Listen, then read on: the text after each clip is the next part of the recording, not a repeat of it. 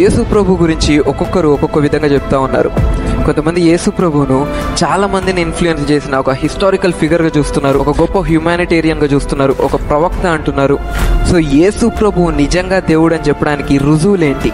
అబ్రహాముకు ముందు ఉన్నవాడను నేను అని యేసు ప్రభు చెప్తూ, నేనే అల్ఫా ఒమేగా, ఆదియు అంతమునై ఉన్నానని తెలియపరిచాడు. నేనే దేవుడిని నేను కూడా చెప్తాను, అంత మాత్రం నేను దేవుడిని అయిపోతాను. నువ్వు అన్నట్టు చాలా మంది నేనే దేవుడిని చెప్పుండొచ్చు, కానీ యేసు ప్రభు మాత్రమే.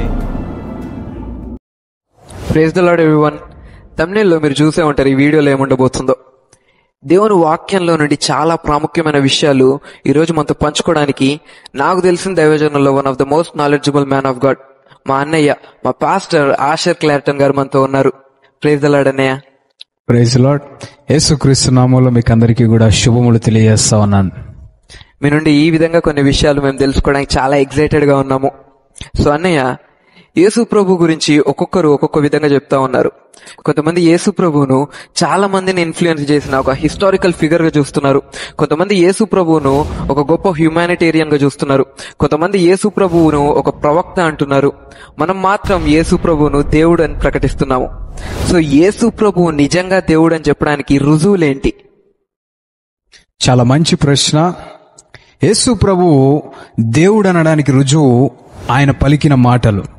దేవుని వాక్యంలో మనం చూసినట్లయితే యోహాను సువార్త 8వ అధ్యాయం 58వ వచనంలో యేసు ప్రభు చెప్పిన మాటలు ఏంటంటే, before Abraham was I am, అంటే అబ్రహాముకు ముందు ఉన్నవాడను నేను అని యేసు ప్రభు చెప్పాడు. ఈ మాట నిర్గమకాండంలో దేవాతి దేవుడు మోషేతో పలికిన మాటగా మనం చూస్తా ఉన్నాం.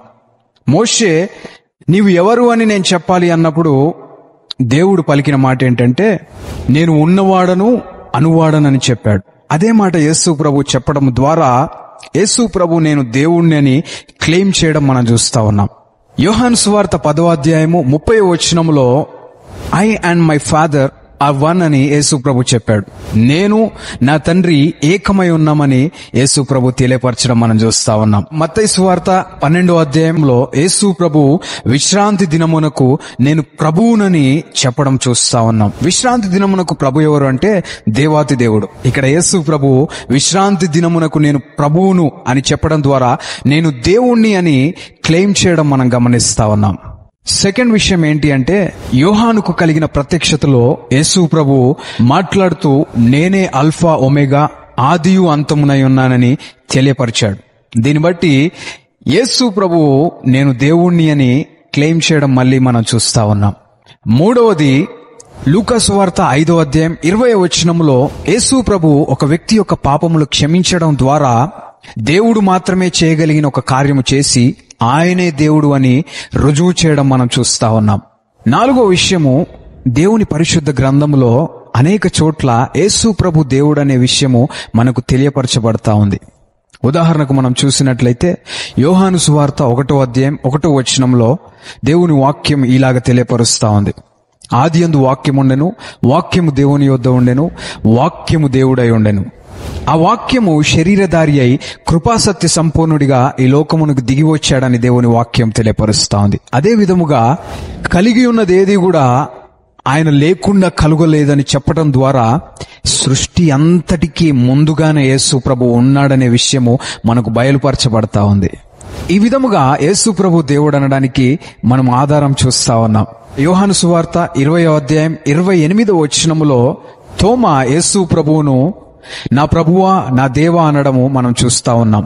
My lord and my God అంటే ఇక్కడ యేసు ప్రభువును తోమా దేవుడు అని పలకడం చూస్తా ఉన్నాం. యేసు ప్రభువు ఆ మాటను తిరస్కరించలేదు, కానీ ఆ మాటను స్వీకరించడము మనం చూస్తా ఉన్నాం. ఫిలిప్పీయులకు రాసిన పత్రికలో 2వ అధ్యాయం 6వ వచనములో యేసు ప్రభువు దేవుని స్వరూపమై ఉన్నాడని, అదేవిధముగా ఆయన దేవునితో సమానముగా ఉండుట విడువకూడని భాగ్యమని ఎంచక తన్ను తాను తగ్గించుకొని రిక్తునిగా ఈ లోకమునకు వచ్చాడని దేవుని వాక్యము తెలియపరుస్తా ఉంది.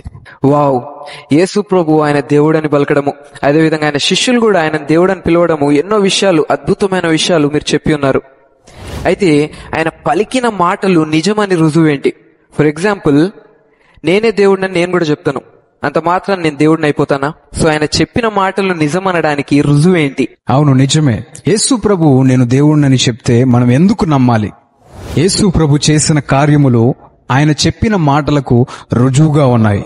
మొదటిగా యేసు ప్రభు నీటి మీద నడుచుట ద్వారా, తుఫాన్ను గద్దించడం ద్వారా, ఇలా ఆయన చేసిన కార్యములు చూస్తే ఆయనకు సృష్టి మీద అధికారం ఉన్నట్లుగా మనకు అర్థమవుతుంది. రెండవదిగా యేసు ప్రభువు ఇతరుల జీవితంలో వారు చేసినవి, చేయబోయేవి చెప్పడము మనం చూస్తా ఉన్నాం. మూడవది, ఎలాంటి దయ్యములు పట్టిన వారినైనా గాని యేసు ప్రభువు విడిపించడం, వారిని బాగు చేయడము మనం చూస్తాం. నాలుగవది, ఎలాంటి రోగస్తులైనా గాని యేసు ప్రభువును తాకడం ద్వారా, ఆయన మాటల ద్వారా స్వస్థత పొందడము మనం చూస్తా ఉన్నాం.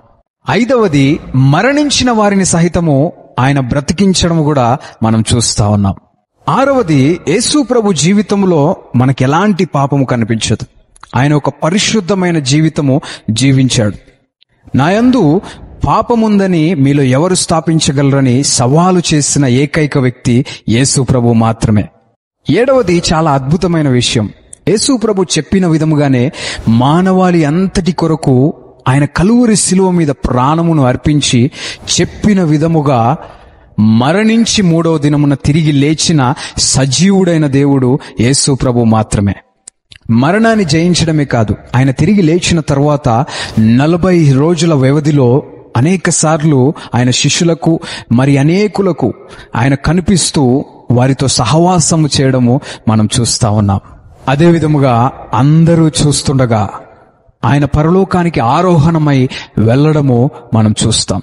ఈ విషయాలన్నీ కూడా యేసు ప్రభు చెప్పిన మాటలకు దృఢత్వాన్ని, ఆయన యందు విశ్వాసం ఉంచుటకు ఎంతగానో దోహదపడడము మనం చూస్తా ఉన్నాం. నిజమే, నువ్వన్నట్టు చాలా మంది నేనే దేవుణ్ణని చెప్పుండొచ్చు. కానీ యేసు ప్రభు మాత్రమే ఆయన మాటల ద్వారా, ఆయన క్రియల ద్వారా దేవునిగా ప్రూవ్ చేసుకున్న ఏకైక వ్యక్తి. చాలా చక్కగా వివరించారన్నయ్య. మీరు ఇచ్చిన వివరణకి చాలా మందికి స్పష్టత వచ్చి ఉంటుందని నమ్ముతున్నాను. మాతో ఎన్నో అద్భుతమైన విషయాలు పంచుకున్నందుకు థ్యాంక్ యూ అన్నయ్య. ఈ విషయాలన్నీ మీతో పంచుకోవడానికి నేను కూడా ఎంతో సంతోషపడతా ఉన్నా. You're welcome. ఇలాగే రాబో రోజుల్లో అనేక ప్రశ్నలకు మనం జవాబులు తెలుసుకోబోతున్నాము. ఈ వీడియో మీకు ఆశీర్వాదకరంగా ఉందని నమ్ముచున్నాము. ఈ వీడియో మీకు నచ్చినట్లయితే లైక్ చేసి కమెంట్ చేయండి. ఇతరులకు ఉపయోగకరంగా ఉంటుందని మీరు భావిస్తే ఖచ్చితంగా షేర్ చేయండి. అలాగే దేవుని వాక్యంలో నుండి అనేకమైన విషయాలు మీరు తెలుసుకోవడానికి ఈ ఛానల్ ను సబ్స్క్రైబ్ చేసుకోండి. God bless you.